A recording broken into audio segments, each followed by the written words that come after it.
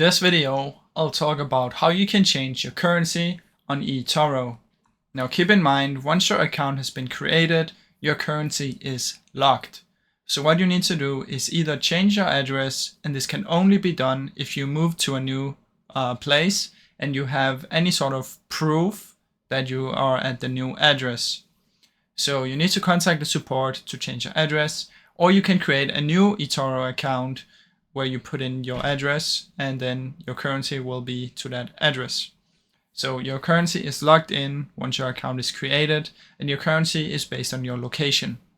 Now, if you want, you can create a new account, or if you just want to do a currency conversion when you're trading, you can also do that. So just deposit in your preferred currency. Once you've done that, it will be usually these. And once you've done that, you can check conversion fees, and then you can trade in multiple currencies. So if you want to do with withdrawals, if you do it to your PayPal or something, on your PayPal you can usually change the currency you want to withdraw to. So if you're using external methods like PayPal and stuff like this, you should be able to do it for withdrawals as well.